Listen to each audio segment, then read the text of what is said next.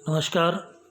राजकीय स्नातकोत्तर महाविद्यालय बारां से मैं डॉक्टर राकेश वर्मा, सहायक आचार्य राजनीति विज्ञान विभाग में आप सभी का इस ऑनलाइन क्लासेस में स्वागत करता हूं।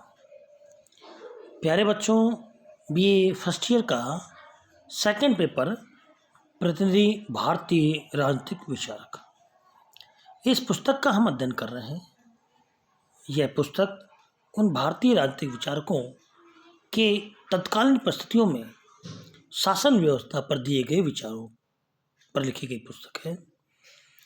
इस पुस्तक में हम प्रथम इकाई में जो थिंकर्स है, जिसे मनु, कौटिल्य, शुक्र, उसमें आज हम शुक्र के बारे में पढ़ रहे हैं।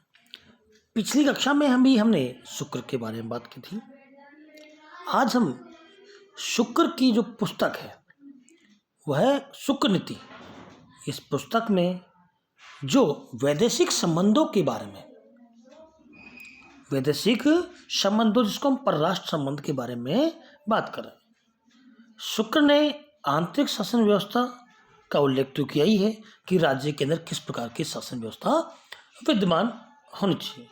इसके साथ साथ उन्होंने परराष्ट्र संबंधों के संचालन की व्यवस्था के भी निर्देश दिए, जो हमें विदेशों से किस प्रकार के संबंध स्थापित किए जाए, इस बारे में भी शुक्र ने राजा को निर्देश प्रदान किए।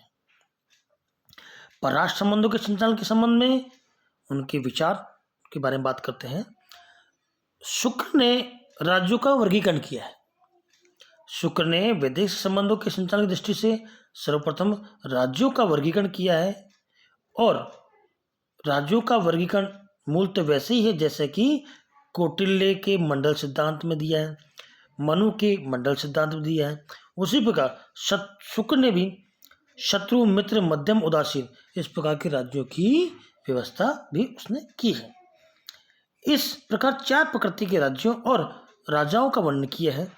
राजा के चारों ओर जो सीमावर्ती राजा होते हैं, उनसे आगे के राजा और उनके परे के राजा क्रम से स्वाभाविक शत्रु, उदासीन और मित्र होते हैं। ये उनके मंडल सिद्धांत की तरह ही उन्होंने राज्यों का वर्गीकरण किया।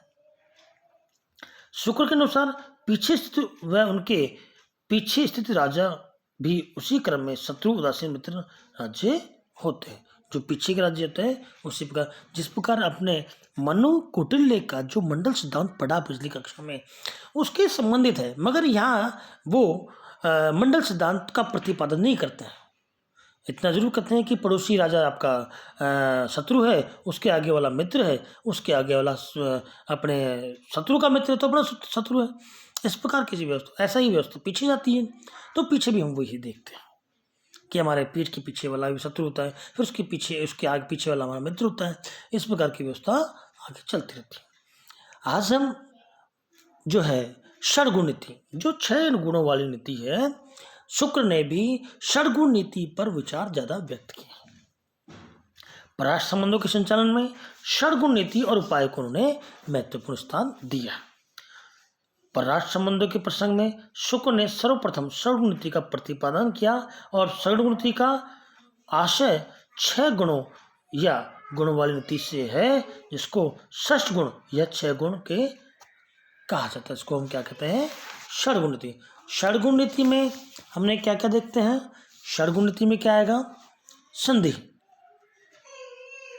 विग्रह, यान, आसन, आश्रय और द्विवेदी भाव, ये 6 गुणों वाली नीति षड्गुण नीति कहलाती। एक एक के बारे में अध्ययन करते हैं। पहला है संधि। शुक्र ने जिस क्रिया से बलवान शत्रु निश्चित मित्रता के भाव को प्राप्त करे, वह संधि है।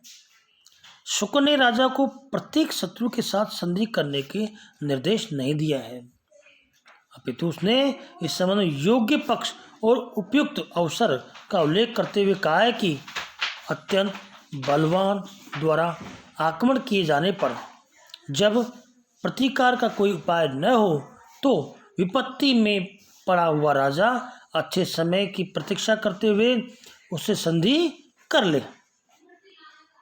शुक्र का मत है कि राजा को संधि तभी करनी चाहिए जब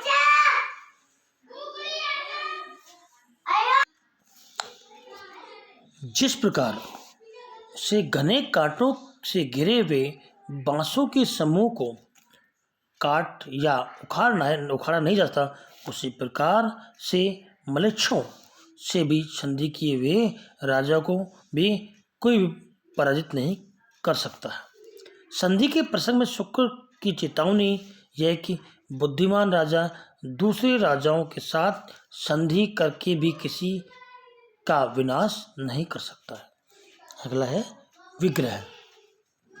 जिस क्रिया से शत्रु को पीड़ित किया गया जाए या उसे अपने अधीन बनाया जाए उसे विग्रह कहते हैं। शुक्र ने चेतावनी दी है कि राजा द्वारा विग्रह का मार्ग बिना सोचे विचारे मनमाने तौर पर नहीं अपनाना जाना चाहिए। मंत्रियों के साथ भली बात विचार विमर्श करना चाहिए, उसके उपरांत ही उसे युद्ध की घोषणा करनी चाहिए। किंतु यदि शुक्र ने कहा बलवान शत्रु से विग्रह करने का इस प्रस्ताव निषेध किया है, यदि सामने वाला राजा बलशाली है तो उससे युद्ध ना किया जाए। यदि किसी राजा को अन्य राजा द्वारा पीड़ित किया गया है या पीड़ित किया जाता रहा है तो बाद में परिस्थितियां अनुकूल होने पर और अभ्युदय की इच्छा उत्पन्न होने पर देश काल तथा बल का उचित अनुमान कर उस राजा के विरुद्ध विग्रह का मार्ग अपना जाना चाहिए। तीसरा यान मतलब आक्रमण। शत्रु के नाश और अपनी विजय के लिए उस पर जो आक्रमण किया जाए उसे यान कहते हैं। जिस शत्रु राजा की सेना और मित्र निर्बल पड़ चुके हों, जो किसी दुर्ग में बंद होकर बैठा हो, जो दो शत्रुओं से घिरा हो या अत्यंत भोग विलास में फंसा हो, जो राजा के द्रव्य का अपहरण कर रहा हो, जिसके मंत्रियों और सेना में फूट पड़ी हो, ऐसे शत्रु के विरुद्ध यान की स्थिति को सफलता के साथ अपनाया जा सकता है। शुक्रनीति में यान के भी 5 भेद बताए। पहला है जो यान है आसन, विग्रहयान, संघायान, संभुयान और प्रसंगयान और उपेक्षायान। ये 5 भेद उसने शुक्र ने अपने नीतिसार में बताए हैं। अगला है आसन। आसन का अर्थ होता है कि विग्रह की नीति के लिए मानसिक रूप से तैयार करते हुए उचित अवसर की प्रतीक्षा करने को शुक्र ने आसन संज्ञा दी। यदि सामने हम युद्ध ना कर पाए और हमारी ऊपर दी गई जो नीतियां हैं संधि विग्रहयान, यदि ये स्पष्ट ना हो सके तो हमें उस समय आसन बैठ जाना चाहिए और अपने समय की प्रतीक्षा करनी चाहिए कि हमें किस प्रकार और किस समय युद्ध के लिए कार्य करना चाहिए। उसके बाद अगले चलिए संश्रय। संश्रय या आश्रय। संश्रय या आश्रय जिन मित्रों से रक्षित होकर दुर्लभ राजा भी बलवान हो जाए, ऐसे किसी शक्तिशाली राजा का आश्रय या शरण लेने को शुक्र नीति में आश्रय कहा गया है। इसमें यह भाव निहित है कि संश्रय या आश्रय शत्रु की तुलना में अधिक बलवान राजा का ही लिया जाना चाहिए। शक्तिशाली राजा का ही आश्रय लिया जा सकता है। अगला द्विवेदी भाव। द्विवेदी भाव का आशय है कि सेना की व्यक्ति करके शत्रु और मित्रों दोनों स्थानों पर उसे नियुक्त करना चाहिए। इसमें द्विवेदी भाव आ गया। उपाय। प्राचीन भारतीय राजनीतिक विचारकों की भांति जिसमें मनु कौटिल्य ने जो 4 उपाय बताए हैं, वो ही शुक्र भी यहाँ अपने 4 उपायों के बारे में बात करता है। पहला जो उपाय बताए उनमें शुक्र ने पराष्ट्र संबंधों के संचालन के लिए शुक्र के अनुसार मित्र की मित्रता को बनाए रखने, शत्रु को अपने वश में करने के लिए राजा को उपायों का आश्रय लेना आवश्यक है।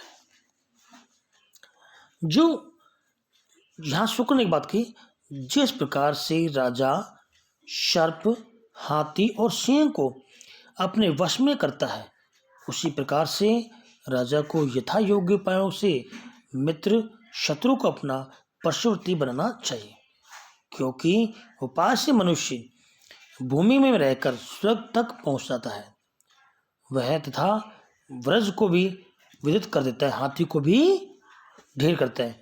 लोहा बड़ा कठोर होता है, किंतु वह भी उपाय से पिघल जाता है। कैसे?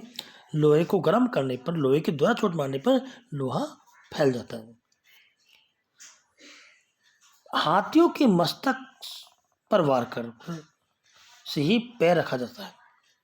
अतः वैदेशिक संबंधों के संचालन के में उपाय की भूमिका ही सबसे महत्वपूर्ण मानी जाती है।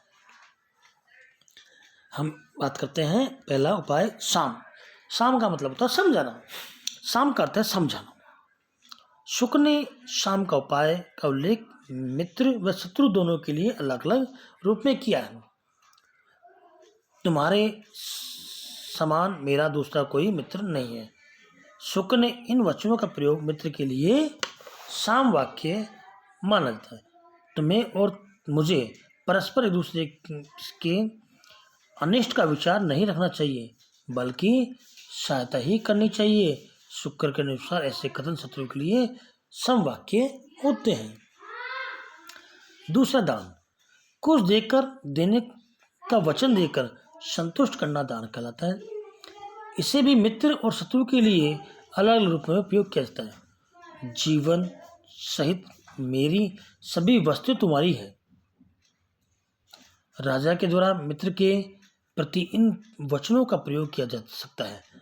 प्रबल शत्रु को हर्ष से थोड़ा सा कर या छोटा सा कोई ग्राम देकर ही योग्यता अनुसार कुछ देकर संतुष्ट करना चाहिए। शुक्र ने शत्रु के लिए दान का उदाहरण माना जाता है। अगला दंड। शुक्र नीति में दंड को भी मित्र और शत्रु के प्रति अलग अलग अपनाने को निर्देश दिए गए।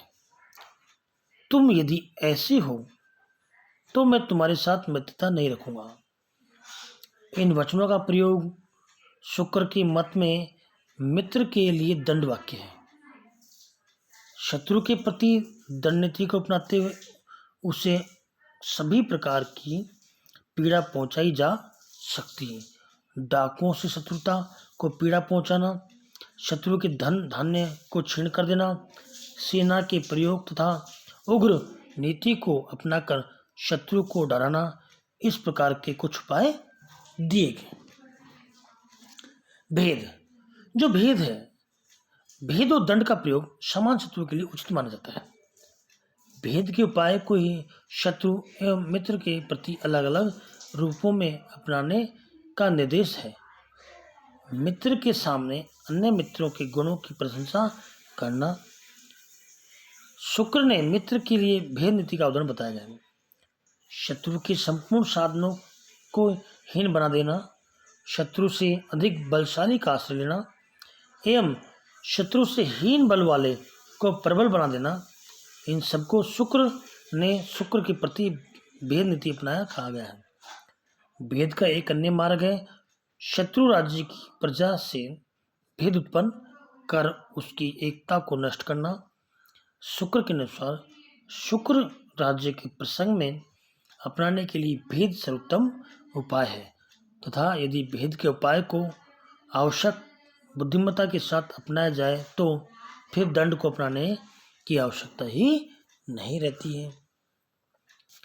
अगला है गुप्तचर व्यवस्था। शुक्र नीति में गुप्तचर का उल्लेख किया गया है। यदि जैसे कौटिल्य ने अपने अर्थशास्त्र में लिखा है, मनु ने अपनी मनुस्मृति में लिखा है, उसी प्रकार गुप्तचर की व्यवस्था भी इसने की है। गुप्तचर का आंतरिक राज्य व्यवस्था और वैदिक संबंधों दोनों ही क्षेत्रों में कार्य किया जाना शुक्र नीति में इस बात का बल दिया है, गुप्तचरों को अपने कार्य में बहुत अधिक दक्ष होना चाहिए। उनमें मित्र और शत्रु राजाओं तथा अपने ही राज्य की जनता के मनोभाव को जानने में क्षमता होनी चाहिए। सभी विषयों के संबंध में यथार्थ जानकारी प्राप्त कर सत्यवादिता के साथ राजा को समस्त सूचना प्रदान करना गुप्तचर का सबसे महत्वपूर्ण कार्य होता है। शुक्र का परामर्श है कि यदि कोई गुप्तचर राजा के साथ व्यवहार में असत्य को अपनाता है तो राजा के द्वारा उसे कठोरतम दंड देना चाहिए। राजा द्वारा गुप्तचर की सूचना को अंतिम सत्य नहीं माना जाना चाहिए। शुक्र राजा को निर्देश देता है कि वह गुप्तचर की प्रकट तथा गुप्त से जांच करे तथा उसके प्रतिवेदन की यथार्थता का निरंतर परीक्षण करता रहे। इसके साथ ही राजा द्वारा ऐसी परिस्थितियां सुनिश्चित की जानी चाहिए जिनमें गुप्तचर स्वतंत्र रूप से निर्भयता के साथ कार्य करें। आंतरिक और वैदेशिक सभी संबंध दबावों से गुप्तचर की रक्षा करनी चाहिए। अगला है दूत। दूत भी राज्य का एक महत्वपूर्ण अंग माना जाता है। किसी भी राज्य की वैदेशिक संबंधों के संचालन हेतु दूत की भूमिका महत्वपूर्ण होती है। अतः शुक्र नीति में राज्य के लिए आवश्यक 10 प्रकृतियों के दूत का भी उल्लेख किया गया है। शुक्र ने दूतों का वर्गीकरण जो किया है उसमें शुक्र ने दूत के पद पर नियुक्ति के लिए योग्यतम व्यक्ति को ही पद पर नियुक्त किया जाने का निर्देश दिया है। उससे इंगित, अलंकार और चेष्टा जानने वाला, अच्छी स्मरण शक्ति वाला, देश काल के अनुरूप कर्तव्यों को जानने वाला, संधि आदि का विचार करने में समर्थ, वाक्य और चातुर्य निर्भीकता वाले गुणों वाले व्यक्ति को ही दूत पर नियुक्त करने का विचार वो देते हैं। राजा को ये ध्यान रखना चाहिए कि किस प्रकार हम हमारे वैदेशिक संबंधों के संचालन में संधि, विग्रह, यान, आसन, संश्रय जिसको हम आश्रय या द्विविधि भाव को अपनाए जाने के बारे में शुक्र ने अपने शुक्र नीति सार में इसका विवरण किया है। इनको वह समय और परिस्थिति के अनुसार इनका प्रयोग करें, क्योंकि समय और परिस्थिति में किस प्रकार का कार्य किया जाए यह राजा और उसके मंत्री परिषद या उसके सभासद उसको निर्देश या उसको जानकारी प्रदान करें। राजा को 4 प्रकार के उपाय के बारे में राजा को बताया गया है, जिसमें जो है साम मतलब समझाना, दाम मतलब दान देना या उसको कुछ प्रलोभन देना, तीसरा भेद, उसके अंदर जो भेद है उसके जो कमजोरियां हैं उसको जानना और जानकर उस पर प्रभावी होना, और दंड का मतलब होता है यदि कोई व्यक्ति या कोई राज्य के राजा इस बात को मान लेता नहीं होता है और यदि वह आपसे कमजोर है तो आपको उसको दंड की नीति का अनुसरण करना चाहिए। यहाँ शुक्र ने एक बात और महत्वपूर्ण बताई है कि राजा को अपने राज्य व्यवस्था में गुप्तचर और दूतों की व्यवस्था करनी चाहिए। गुप्तचर और दूतों की नियुक्ति इस प्रकार करनी चाहिए कि वह निष्पक्ष हो और राजा को सभी आवश्यक वार्तालाप और जानकारियां प्रदान करें। यहाँ दूत के लिए राजा इस बात को मानते हैं कि दूत के लिए राजा उन व्यक्तियों को नियुक्त करे जो योग्य हो, जिसमें किसी वर्ण व्यवस्था का आधार नहीं हो। राजा बुद्धिमान व्यक्ति को ही अपना दूत नियुक्त करे, क्योंकि बुद्धिमान व्यक्ति ही आपको संधि और विग्रह और आसन जैसे द्विविधि भाव और संशय जैसे उपायों को करने के लिए आपको तैयार रखता है। गुप्तचर व्यवस्था के बारे में शुक्र ने लिखा है कि गुप्तचर वो व्यक्ति किसी भी रूप में राज्य के इर्द गिर्द घूम सकते हैं या दूसरे राजा के पड़ोसी राज्य में किसी व्यापारी, वेश्या या किसी मदारी के रूप में भी दूसरे राज्य में जा सकते हैं। गुप्तचर के लिए व्यवस्था की गई है कि राजा वेश्याओं को भी गुप्तचर में नियुक्त कर सकता है। राजा जो मंत्र मोहिनी होती है या उनको भी गुप्तचर नियुक्त कर सकता है। राजा पागल जैसे दिखने वाले को भी गुप्तचर नियुक्त कर सकता है। राजा को उसको अपनी योग्यता के आधार पर गुप्तचर को नियुक्त करना चाहिए। इस क्लास में इतना ही। आप सभी का इस ऑनलाइन क्लासेस में धन्यवाद। अगली कक्षा में आपसे पुनः मुलाकात होगी। कोरोना महामारी है, इस महामारी में आप मास्क का प्रयोग करें और सैनिटाइजर का प्रयोग करते रहें। जैसे ही कोरोना महामारी समाप्त होती है, हम आपसे क्लास में पुनः मुलाकात होगी। और वैसे ही जब तक नहीं होती तब तक आप ऑनलाइन क्लासेस से अध्ययन करते रहें। किसी प्रकार की कोई जानकारी हो तो उसके लिए फ़ोन करें और कमेंट बॉक्स में अपने विचार लिखें। सभी का धन्यवाद। Thanks of all. सभी का धन्यवाद।